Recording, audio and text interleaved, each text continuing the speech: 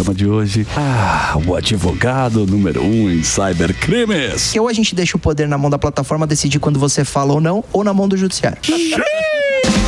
O cara que manja tudo e mais um pouco sobre crimes cibernéticos. Você não quer cair em golpes internéticos? Interrogação. Então vamos prestigiar o doutor Luiz Augusto Durso. Está aí o doutor Durso, senhoras e senhores. Essa presença ilustre nesse programa, o cara que mais entende. Entende muito. Aí as pessoas falam, não, por que que foi? Também tá aí? Tem vinheta. Muito bem. O Davi também tá aí. Quer soltar a vinheta do Davi? Vamos. Então solte a vinheta do Davi, que também vai participar. No programa de hoje, teremos um advogado especialista em direito corporativo internacional. E aqui vem uma informação que vai chocar vocês. Então fala. O cara que manja tudo da lei. Magnitsky. É Magnitsky ou Majesty? Ou Majesty. Cale-se, você me deixa... Não! E vai destrinchá-la aqui na bagaça. Quando o Brasil proteger sancionados pela lei Magnitsky, pode ser também sancionado. Ah, não, aí não. Muitos aplausos para Dr. Davi Aragão. Doutor Davi tá aí com a gente também, ele tá online. Obrigado, viu, doutor? Obrigado pela participação também falando desse assunto.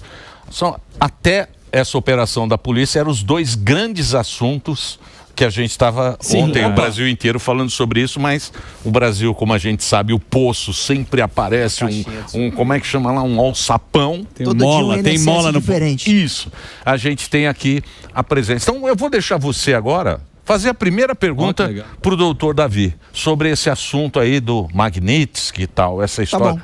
Pois não. Prazer voltar aqui, obrigado, Emílio. Pois não, doutor. Prazer encontrar o doutor. Doutor, queria lhe perguntar sobre o efeito dessa decisão do ministro Flávio Dino, que ele usou uma medida que não era especificamente sobre a aplicação dessa lei americana, mas ele deu um recado para os bancos a dizer, é bom cumprir, é bom não cumprir, não sancionar figuras brasileiras sem a nossa autorização. Isso gerou, só no dia, 42 bi de prejuízo para os bancos. Queria saber da opinião do doutor se de fato era necessária essa decisão, o quanto isso realmente tem efeito e se os bancos brasileiros, ou aqui tem sede, irão de fato cumprir essa decisão, sancionando, como já fizeram alguns, a possibilidade do ministro Alexandre de Moraes de ter cartão de crédito, de movimentações bancárias, etc. Bom, boa tarde a todo mundo, é um prazer estar aqui no Pânico com vocês. Obrigado, doutor Durso, pela pergunta.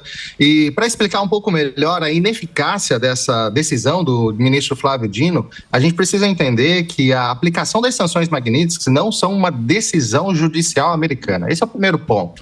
Então, quando ele fala que nenhuma decisão judicial extraterritorial ou não tomada dentro do Brasil não pode ser acatada pelos bancos brasileiros, ele, de certa forma, e juridicamente falando, não tem nem como alcançar a sanção Magnitsky, porque não é uma decisão judicial, é um ato administrativo do governo americano. Então esse é o primeiro ponto.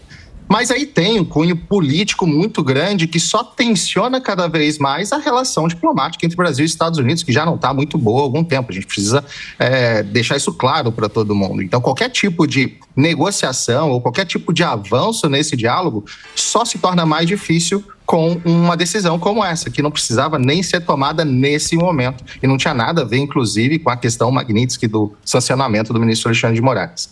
Mas, na prática, como funciona exatamente a aplicação dessas sanções? Não é que os bancos brasileiros são obrigados a seguir uma sanção americana.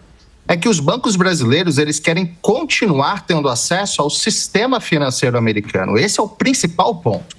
Qualquer banco no mundo quer continuar operando junto com o sistema financeiro americano, até porque qualquer comércio internacional passa pelo dólar, e você só passa pelo dólar se você estiver conectado ao sistema financeiro dos Estados Unidos. Então, para que qualquer banco brasileiro ou de qualquer lugar do mundo não perca o acesso, ele quer evitar qualquer tipo de relacionamento com um indivíduo sancionado pela lei Magnitsky. Então, qualquer banco que queira continuar operando nos Estados Unidos não pode ter conta com o ministro Alexandre de Moraes desde a sanção. Esse é o principal fator. Então, não é que existe um efeito de uma decisão judicial americana que os bancos precisam cumprir. É uma escolha deles. Continuar operando com o maior mercado do mundo ou continuar tendo uma conta de um ministro do STF? E essa é uma escolha muito difícil de tomar, principalmente para bancos que estão subjugados pelo governo, como é o caso do Banco do Brasil, por exemplo. Ô doutor, deixa eu fazer uma pergunta para o senhor, porque é o seguinte, teve muita sanção também, né, nessa guerra que teve entre a Ucrânia e a Rússia sofreu muita sanção americana, e lá eles deram, tem como dar um migué, né? Vamos aproveitar e fazer se a gente cair nessa, o doutor pode dar uma consultoria aqui pra gente. Tem como fugir disso aí, né? Emílio, sempre tem como fugir, porque nem todos os países no mundo estão interessados em continuar mantendo um relacionamento estreito e de cooperação com os Estados Unidos.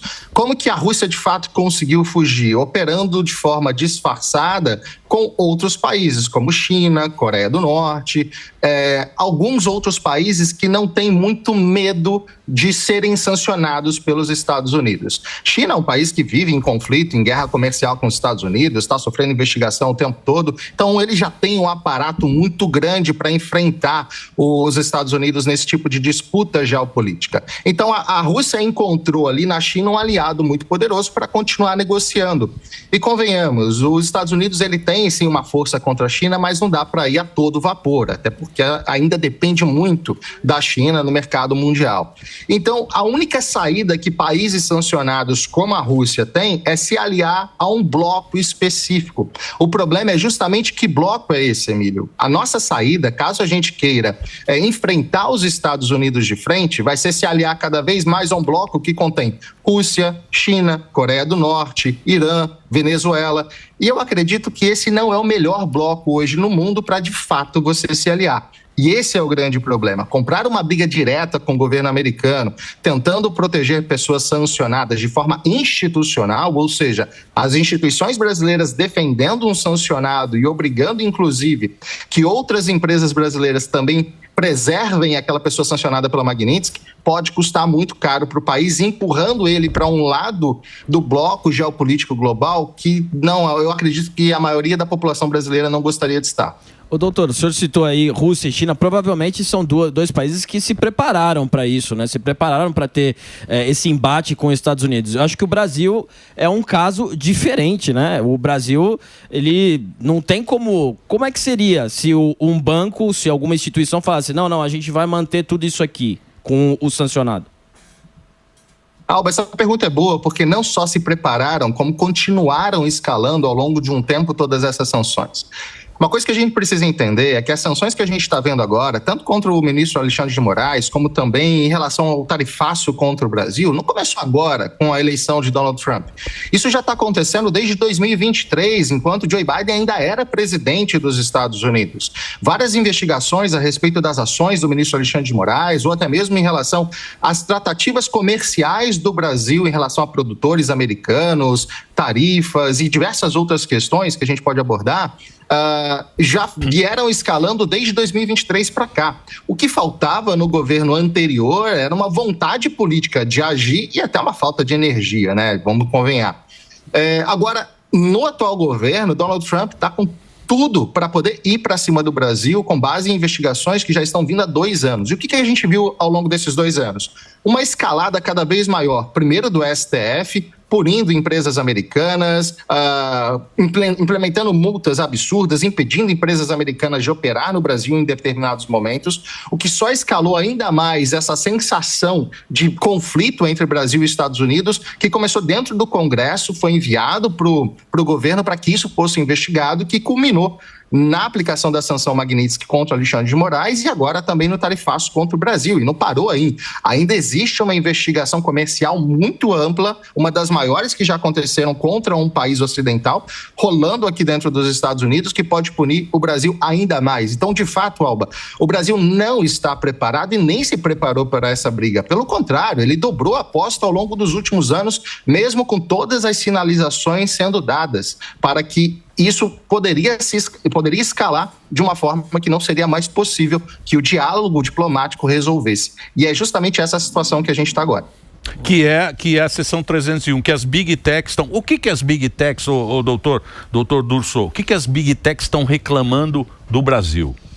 Olha, Emílio, primeira reclamação muito forte veio do Elon Musk, dono do X, né, antigo Twitter, que ele mesmo particularmente falou que recebia determinações judiciais paralelas, que não estavam em processos judiciais aqui no Brasil, para que se fizesse a remoção de perfis americanos, né, perfis de usuários americanos. Segunda reclamação forte vem da Rumble, também, uma empresa que sofreu muitas sanções do Supremo, porque era a empresa em que os usuários sancionados buscavam para fazer as suas lives. Tanto é que o Monark, quando ele teve problema com o YouTube, ele foi procurar ter um canal na Rumble e também lá ele foi sancionado. O Rumble está fora do Brasil? Não tem Rumble? O Rumble é uma empresa fora do Brasil. Eu salvo engano, eles não têm sede aqui no Brasil, por isso eles estavam também à margem dessa possibilidade. Pediu um representante aqui no Brasil. Isso, o ministro impôs, o ministro Alexandre de Moraes impôs. Então, há essa questão. Com relação à lei Magnitsky, o que deixou a sociedade insatisfeita com a decisão do ministro Flávio Dino é que quando vem o governo americano e impõe essas sanções para que aquela pessoa sancionada fique isolada de qualquer tipo de relação com essas empresas, espera-se que a empresa decida se vai fazer ou não e que o ministro, pontualmente e pessoalmente, se acha que isso está equivocado, contrate um advogado americano e entre com uma ação judicial lá. Então, que ele faça o questionamento da decisão na jurisdição competente, que é a justiça americana. E um juiz lá vai poder decidir se essa sanção americana está certa ou não. Mas ele foi indiciado e não recebeu, né? O ministro aqui no Brasil. Ele foi sancionado e ele falou, não me importa, porque inclusive faz 2 anos que meu visto venceu e eu não vou para os Estados Unidos e não me importa essas relações. Só que essas relações, aí vem também Big Tech, essas relações da lei Magnitsky afeta parceiras daquelas empresas americanas. E aí, meus amigos, ou parceiras ou empresas diretas americanas é o que a gente mais tem no Brasil. Lógico. Seja as Big Techs, seja parceiras de bancos e serviços, ou até qualquer coisa, cartão de crédito, tudo isso é... Posso fazer uma pergunta para o doutor em relação a isso, doutor? Doutor Aragão. Doutor Aragão, existem ferramentas financeiras, né? Desde holding, ou até você ter um patrimônio no nome de um filho, né? A gente sabe lá, pode ter um apartamento nos Estados Unidos. Isso daí, ele acaba tendo uma ramificação e pode pegar parentes desses ministros também?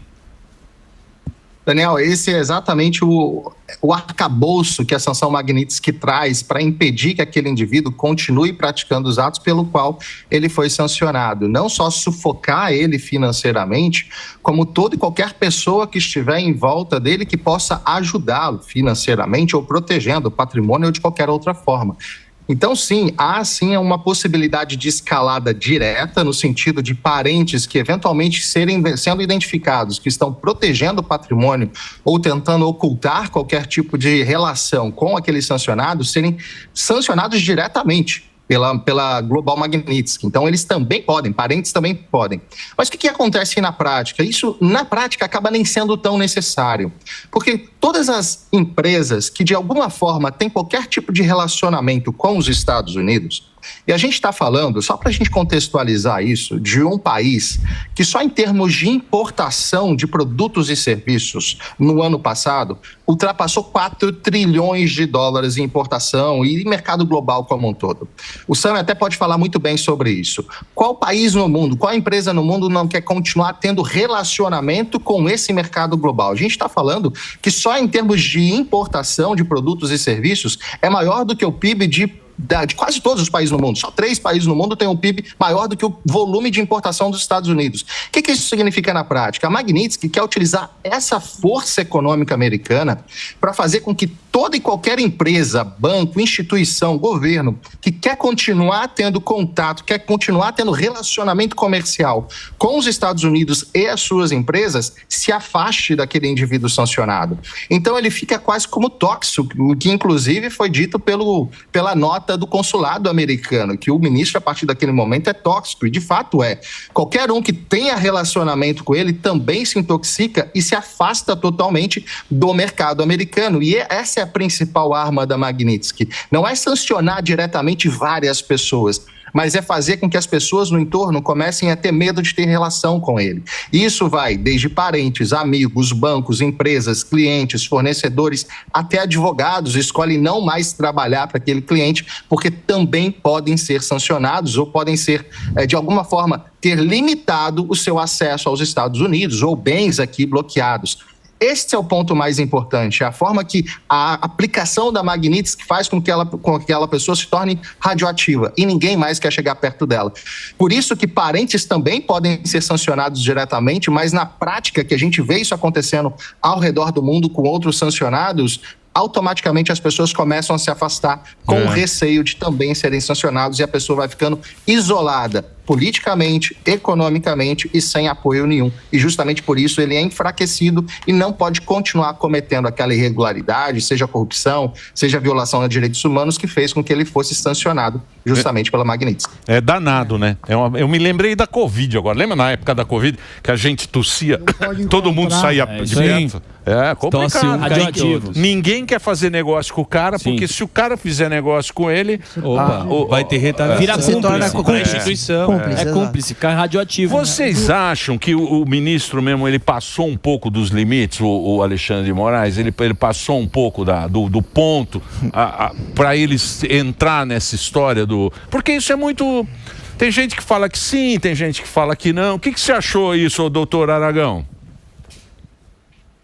Emílio, é interessante sua pergunta, porque eu posso até dar a minha opinião como operador jurídico. Acredito que o doutor Durso também tem a opinião dele. E sim, conhecendo a Constituição, operando há anos no Brasil, eu nunca vi nada parecido com o que foi feito nos últimos anos no STF. Diversas violações à legislação, à Constituição brasileira foram realizadas em prol de uma narrativa, de uma ideologia. Então tem muito que se questionar, sim, a respeito das atitudes do ministro Alexandre de Moraes.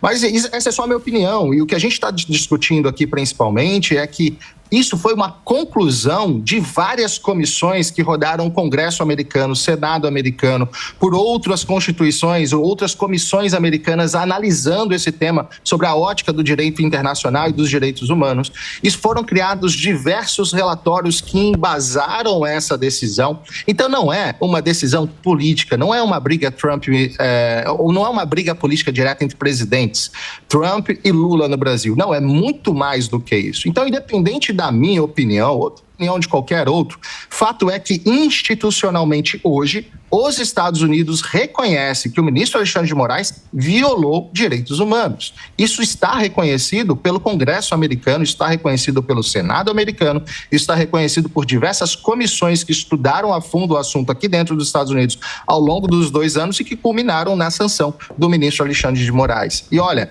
a partir disso, a gente pode esperar, sim, que outros países no mundo comecem a olhar da mesma forma, até porque a mídia, em geral, já relatava esses tipos de abuso ou até mesmo de inconformidade legal há muito tempo. A mídia europeia já relatava as ações do Alexandre de Moraes há bastante tempo. Então não é algo novo que foi construído agora ou uma rixa política entre os dois presidentes. Na verdade, isso está vindo de muito tempo e de fato está consolidado. Então, a gente pode argumentar e tentar defender da forma que quiser, mas vai ser muito difícil vencer o que já está estabelecido aqui nos Estados Unidos.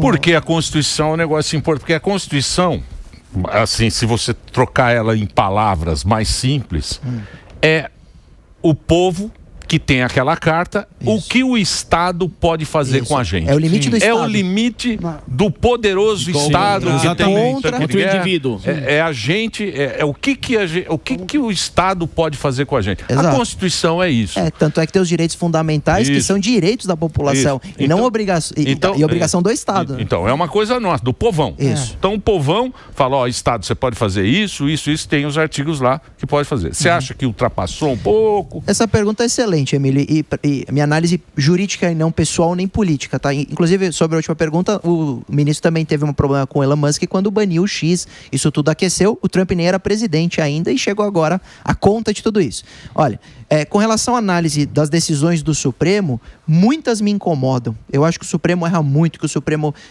ultrapassa o limite do que está previsto na Constituição, tem ilegalidade, tem abuso, tem equívoco.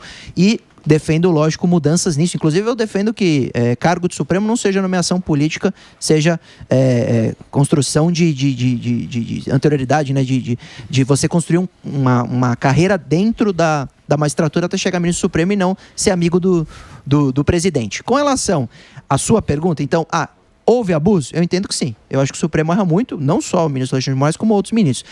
Agora, a aplicação da lei Magnitsky é justa? Aí é outra análise, porque uma coisa é o ministro errar, outra coisa é ele preencher os requisitos da lei, da proporção, exatamente. E aí, sobre isso, eu tenho dúvida, viu, Emílio? Eu não vou dizer que o ministro ultrapassou, errou. Só que essa lei, inclusive pelo autor desta lei americana, ele falou, não deveria ser aplicado a ministros dentro de uma democracia. Então, se o ministro erra, ele pode ser, de alguma forma, punido, inclusive com impeachment aqui.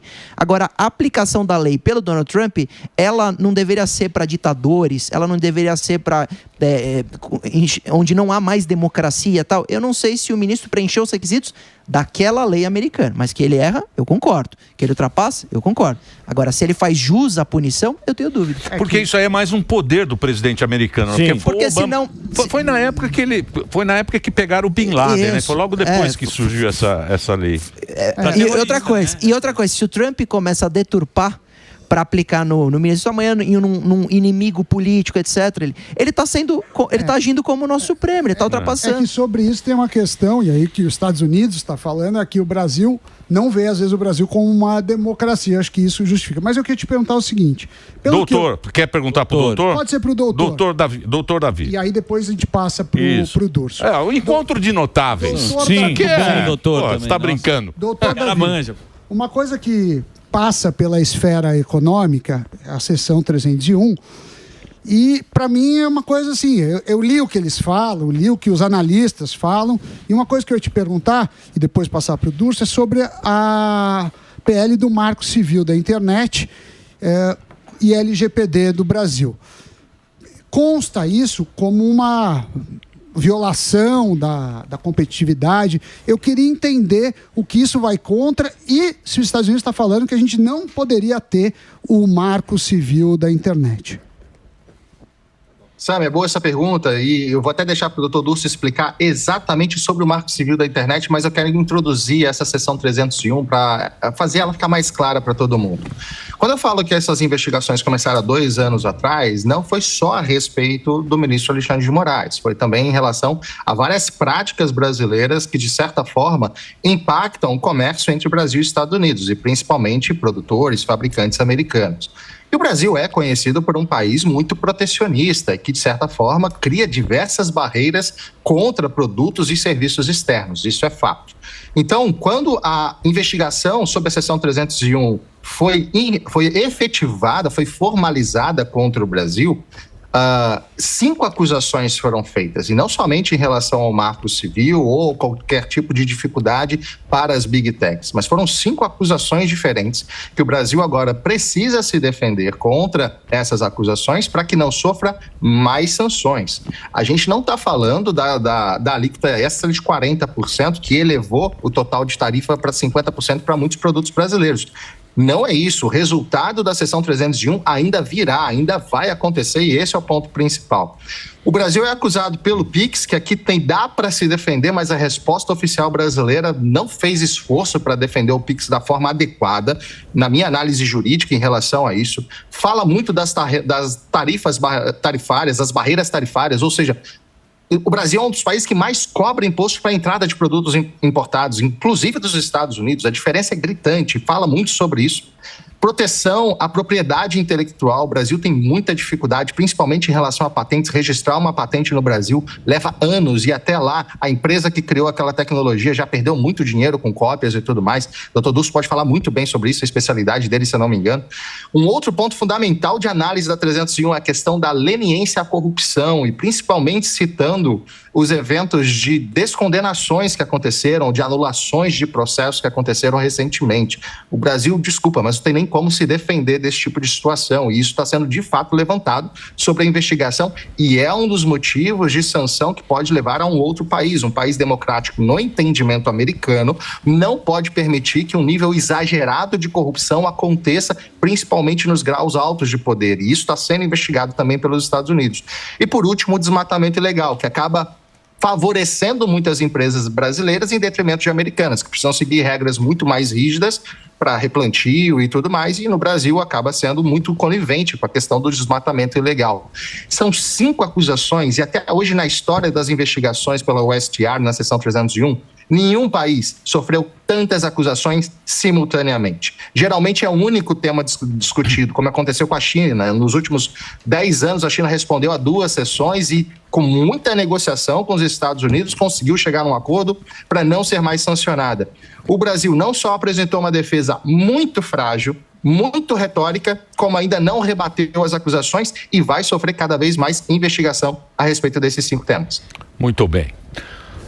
Posso? Vamos falar agora da... Mas eu gostaria de responder o Sami, Ribeiro. Sim, sim. Muito rapidamente. Sami, a sua pergunta é ótima porque me dá base para sustentar minha crítica ao Supremo e ao governo americano.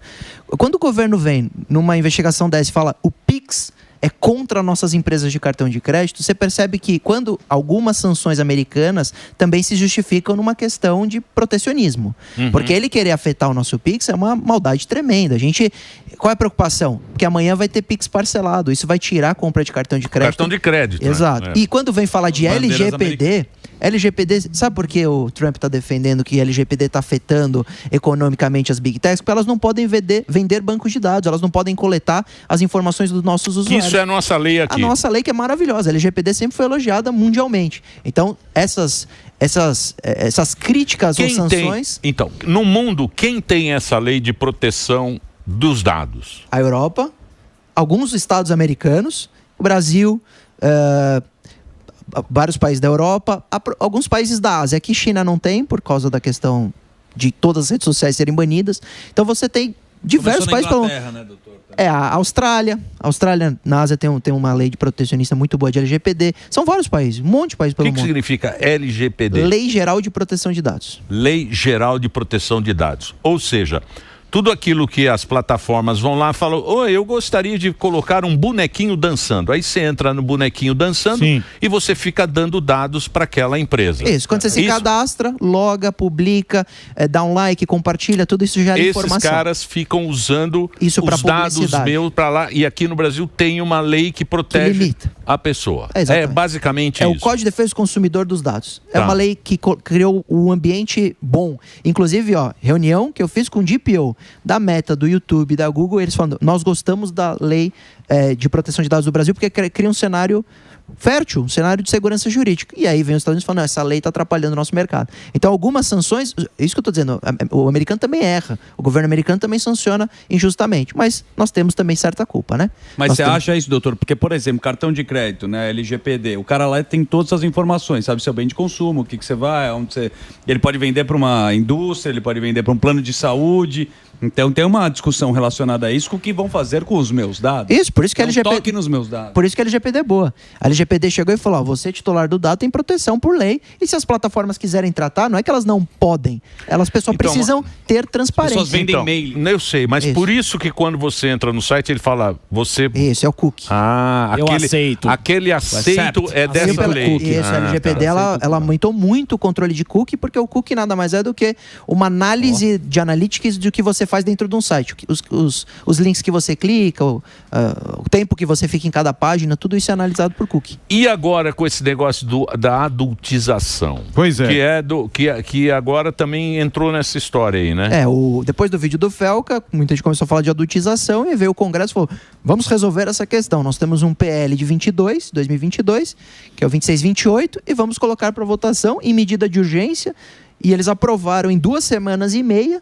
Sem discutir muito. Sem discutir muito. Qual o problema do pacotão? Você sabe bem. Tem jabuti? O pacotão tem o lado bom e tem os problemas. Pois é. Então, quando começou esse debate, falei, calma, por que medida de urgência? Se o tema é tão sensível, que a gente está falando de direito da criança e do adolescente na internet, a gente está falando de regulação de plataforma, que é um tema que a gente está debatendo desde pele das fake news e tal, e tem uma dificuldade tremenda em chegar num senso, por que a gente tem que julgar com tanta urgência essas questões, que hoje, agora foi aprovado ontem, no Senado, acabou, o texto final vai para a sanção presidencial, presidente, que deve sancionar rapidamente também, porque o próprio Instagram do Gov ontem disse vitória para o Brasil, temos uma nova lei. Qual o jabuti, doutor? Então, qual o problema de tudo isso? A falta de aprofundamento trouxe detalhes dessa lei, dos pontos negativos que eu me preocupo. Por exemplo, quando a gente vê de conteúdo, falando sobre conteúdo, eles colocam que a plataforma precisa remover conteúdo inapropriado ou impróprio para criança.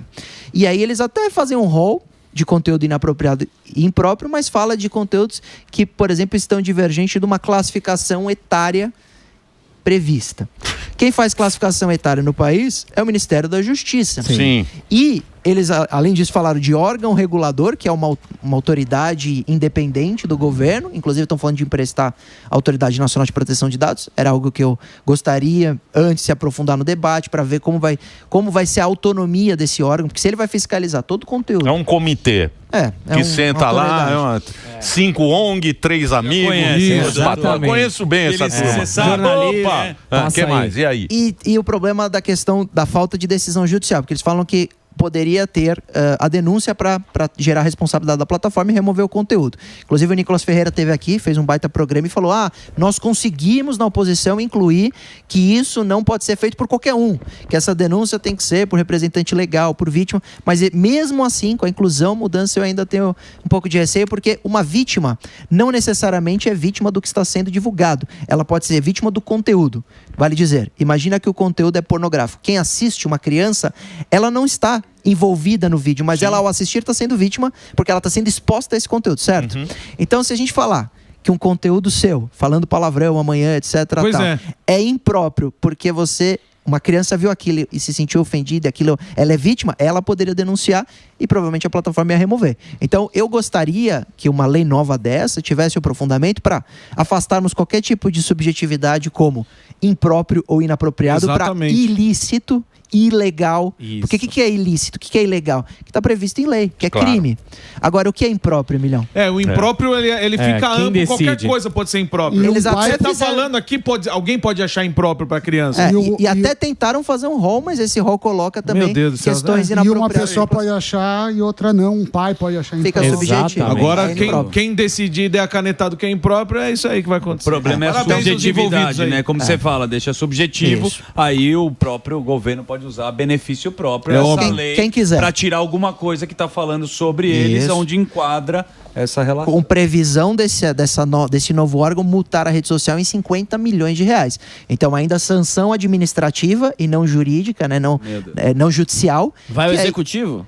Isso é administrativo. Então, por exemplo, essa autoridade, se for a NPD, vai receber a denúncia, ela vai pedir para remover. Se a plataforma não remover, ela pode aplicar a sanção por ela. Decisão Mas aí dela. a plataforma vai embora. Mas então, é isso aí. Claro. Lógico. Então, se a gente começar a ir demais... Você sabe, Emílio, vim quantas vezes aqui falando que a gente tinha que trazer mais responsabilidade de plataforma. Mas não assim.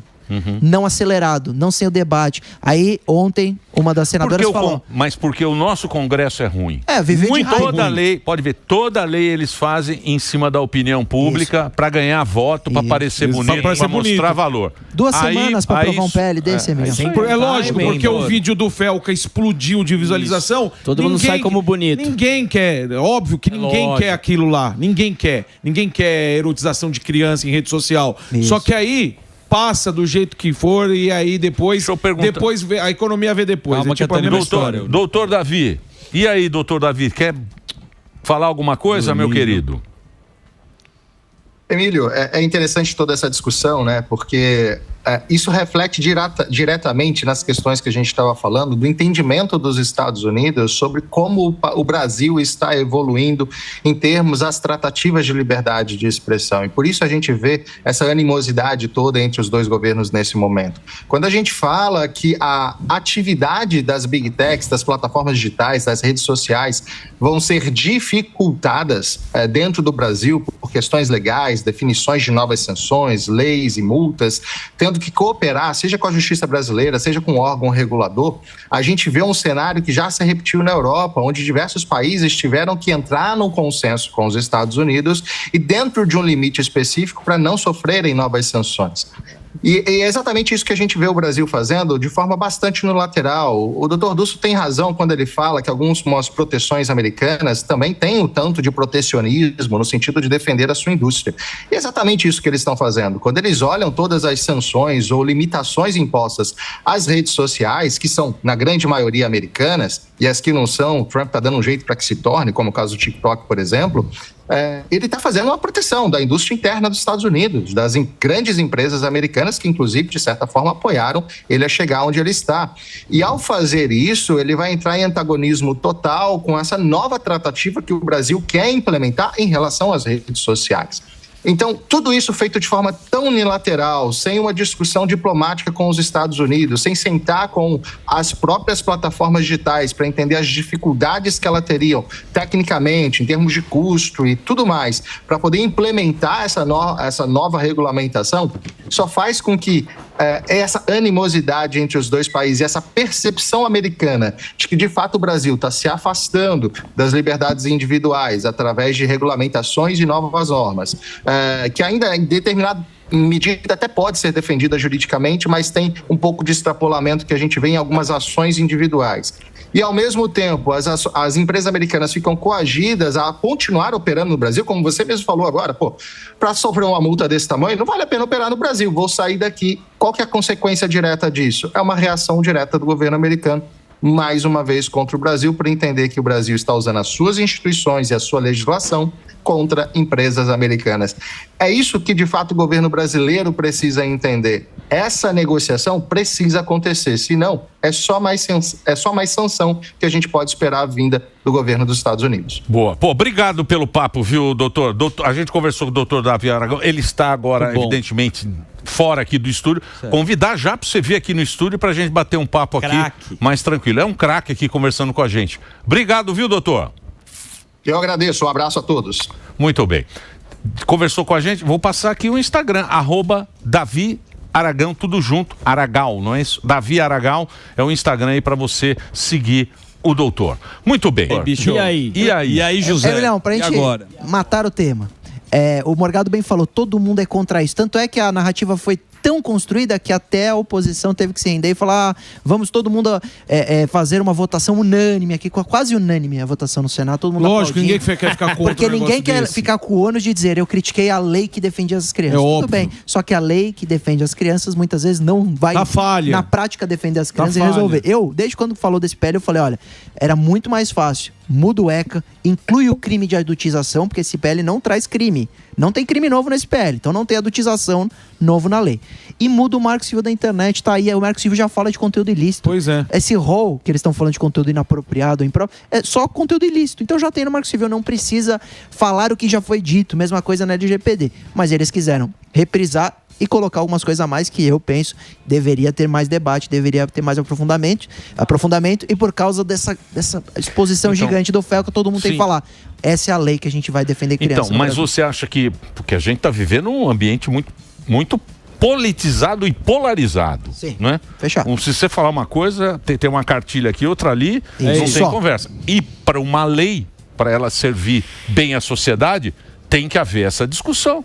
Porque são 560 palhaços lá. Exato. Um briga com o outro no salão, aí um briga com o outro até sair algo que seja bom para ambas as partes. Celso Russomano aqui agora.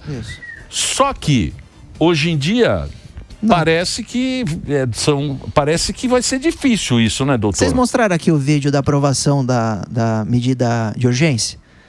O Hugo Mota Abraão. Foi agora, semana passada, quarta passada. Hugo Mota, vamos julgar aqui a medida de urgência, os que são a favor, permaneçam como se fosse aprovado.